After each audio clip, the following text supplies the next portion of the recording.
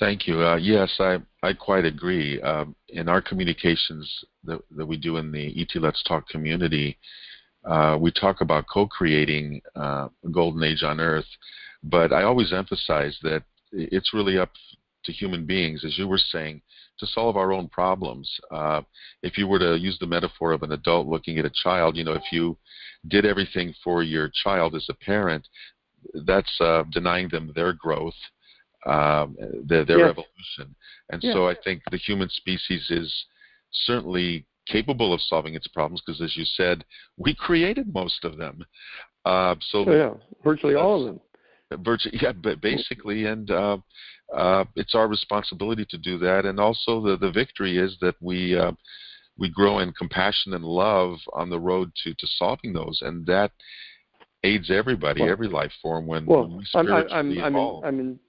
I'm inspired to tell the story. I think I've said it before to you on the show at one other time, but there's this very well-known and I think very important story of the young boy who loved butterflies, and he was constantly watching butterflies and observing them. He wanted to have an example of a monarch butterfly, and he found a cocoon of a monarch butterfly, and he brought it home, and he put it in this little matchbox, and he put a big light on it, and kept it warm and attended to it, and eventually the cocoon started to develop, and the butterfly started to break out of the cocoon, and he was struggling and pushing, and he was breaking free from the cocoon, and the butterfly got to the stage where there was just one single thin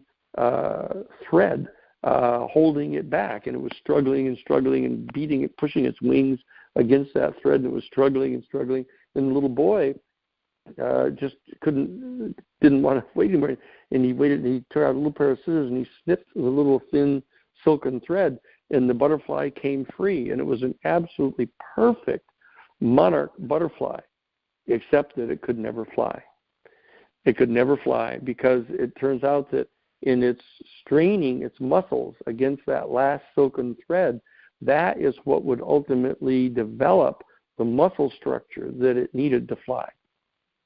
And it's important for us to remember that. That's a dramatic story and tells what we need the most. Yeah, we have to strain. It may hurt sometimes, but the victory is worth it at the end. And if we want to fly, we have to develop the spiritual muscles. So that's right. Yeah, thanks for telling that. Moving on, this is a kind of a long question, so bear with me. Is there a single person, committee, or related group in the Vatican or close to Pope Francis, or possibly Brother Guy, and I'm not an Italian speaker, Guy Consolmagno, SJ, the observatory director himself, that has he's the new director, He's the new director, okay. That has actual control of what constitutes, of what continues to be hidden or disclosed about ETs.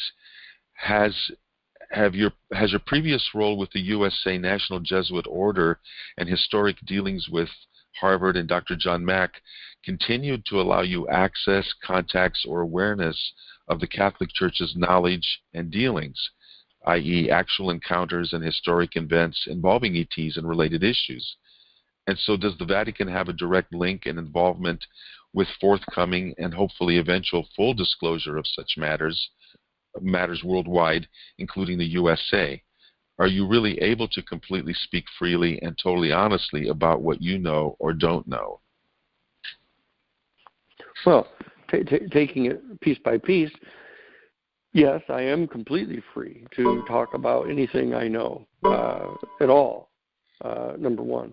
Number two, as you know from previous conversations we've had, is that I have been in direct communication with Father Jose Gabriel Funes, who was the immediate predecessor director of the Pontifical Observatory, who in fact is the one who chaired the press conference, the official press conference held in the Vatican back in, I believe it was November of 2014, where he following a major set of conferences with world scientists about the discovery of more and more of these exoplanets, actually issued the public statement saying that in light of the discovery of more and more of these exoplanets, that we believe he believed, officially speaking, on behalf of the Vatican, that it was very likely that much sooner than had been previously anticipated, we were going to discover the existence of life elsewhere in the universe, and that therefore the moment has now arrived.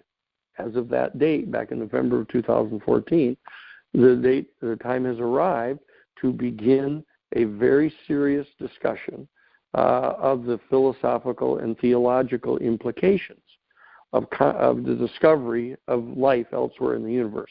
Now, I in my previous capacity as the Chief Counsel of the United States Jesuit headquarters in Washington, D.C., took it upon myself to reach out to Father Funes and went to visit him, and have been back and forth to Rome a number of times now to discuss with him and others this issue. And he has now, upon leaving as the director of the Pontifical Observatory at Castel Gandolfo outside of Rome, is now teaching the course down at the Jesuit University in Argentina. Is teaching a course on the philosophical and theological implications of contact with an extraterrestrial civilization. So it's a lot more than just the discovery of life, which the press conference that they held at the Vatican was confined to, just that issue of the discovery of life. But he very readily understood in my conversations with him that what they were really talking about was the discovery of extraterrestrial intelligence.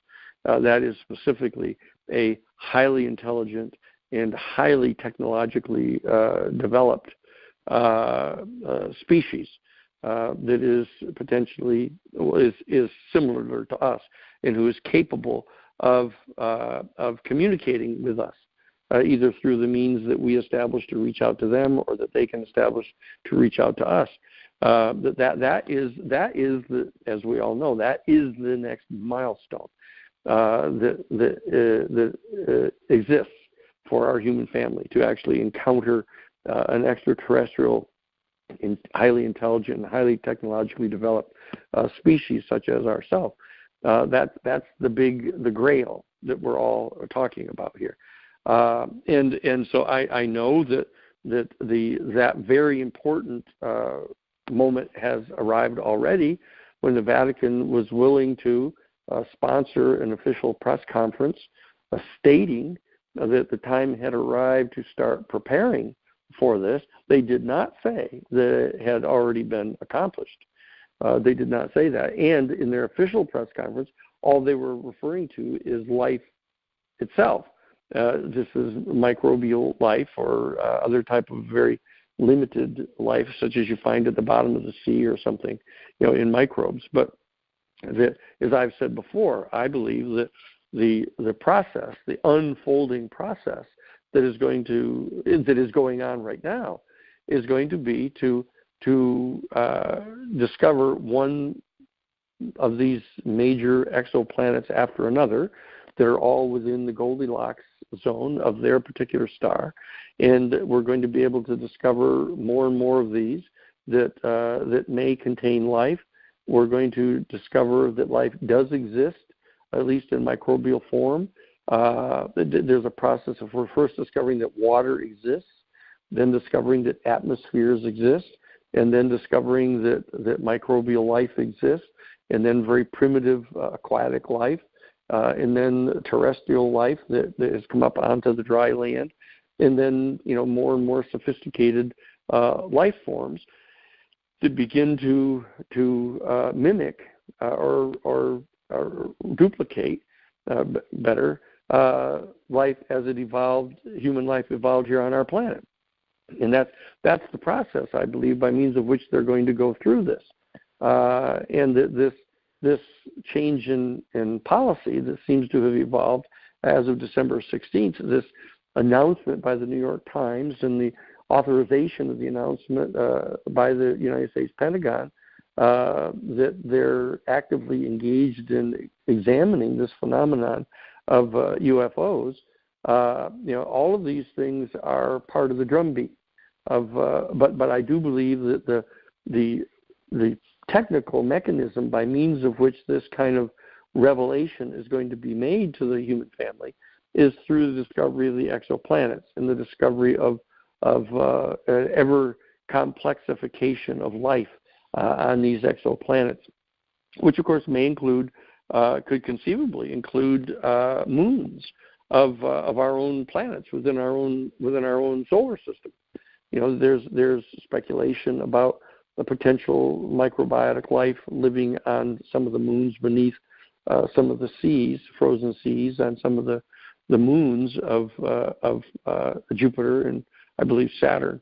So there's some of that going on, but I believe that the principal location of this extraterrestrial life is going to be on a series of these exoplanets. I believe that's what's getting ready to happen, and I believe that the Catholic Church is preparing for that. I have no information indicating that the Catholic Church has discovered that it's true, or has concluded to an absolute 100% certainty that it's true, predicated upon any type of special knowledge that they have. I've got no information of any kind like that. But this other data that I'm communicating to you right now is extremely important, and it's right on the very brink of acknowledging that extraterrestrial life exists, and that they're actively engaged in attempting to prepare for the actual discovery of extraterrestrial intelligence. Now, that may seem peculiar, and it seems peculiar even to me, because if, in fact, our United States government has actually recovered crashed UFO materials at Roswell, which I believe they have, and if they have actually recovered bodies from the craft, which there's every indication that they have, and if in fact they have any of those extraterrestrial beings, in custody at Area 51, which I'm still not at all completely convinced that they have, even though I've been told face to face by people who have said they've seen them, that I still haven't, as a practicing lawyer, I haven't concluded that it's true. I don't find those people to be so credible that it's convinced me, though I have, as I've reported in the past, I've seen photographs of extraterrestrial vehicles that convince me that UFOs are real, and that I believe that I agree with a lot of the U.S. Air Force personnel that they believe that they're extraterrestrial, and so that I believe that the Vatican must have access to that. Well, they do have access to that information, and so that I'm a little puzzled myself as to why it is that they haven't undertaken a more aggressive program than I've been at least exposed to find out what the answer to that is. That they haven't penetrated into the national security infrastructure of the United States to ascertain what that information is. It's conceivable that they have. I almost certainly believe they would have, should have, but I don't know that they have as of yet. And they certainly haven't communicated any of that to me in my previous position as general counsel for the Jesuit National Headquarters here in the United States, and as the co-director of their National Social Ministry Office. So that's what, as far as I know, right at this stage. Okay, thank you. Word about 7 minutes to the hour, so I'm going to sneak in one last question here. Okay. That goes like this. It's actually a change of topic here, but it's something that you've talked about with your green program there at the Romero Institute, Danny. And the question goes like this. I checked into the Community Lean Energy Program here in Northern California, Nevada County, north of Sacramento, thinking it might be cool to do that for my own community, and what she's talking about, I think, is the initiative you've been mentioning to for community-generated power. Community choice energy, Community choice, right. Thinking it might be cool to do that for my own community, and found out that PG&E has already declared themselves the sole provider. What's up with that? Well, that doesn't mean anything. Is what's up with that. Good. That doesn't mean anything. I mean, PG&E can say whatever it is they want to say, but it doesn't get them anywhere. The fact of the matter is that PG&E has no authority to declare themselves to be the sole provider. The Community Choice Energy Program is available in every single county throughout the state of California. It's now available in the state of Rhode Island. We're going to be deploying some of our staff to Rhode Island to begin that process now of helping the individual counties go about doing that particular process. We're fully underway in doing it in various counties in the state of California. And in fact, the person or other person should contact our office down in Santa Cruz, the Romero Institute. It's area code 831-459-6135. Or just go onto the internet under Romero, the Romero Institute, romeroinstitute.org, and find the green power button and click right onto it. And they'd be more than happy to assist you in showing you how you would go about doing that up there in Nevada City. Yeah, but don't listen to PG&E. I mean, they're likely to say anything, but it doesn't make any difference at all. They have no authority to declare themselves to be the sole provider. The law is directly to the contrary in California. Okay, that is so critical to know that, because not only are they able to do that in PG&E able to do that in that county, if they tried anywhere else, then certainly people listening to this broadcast will know by this one specific example that PG&E does not have that authority anywhere in California. So yes, that's right. That's right. Well, that brings us to the top of the hour, basically. So we'll just conclude here, just a couple minutes early, and I will, and I thank you very much, Danny, again for taking a couple hours out of your very precious time there at Standing Rock to spend with our community. It's been, again, a really educational and enlightening conversation with you. Terrific. I appreciate getting to do it, Costa. Thank you very much, you guys out there. I hope all 11,000 of you at least are listening each month. We'll keep on doing this and get every bit of information to you that we can.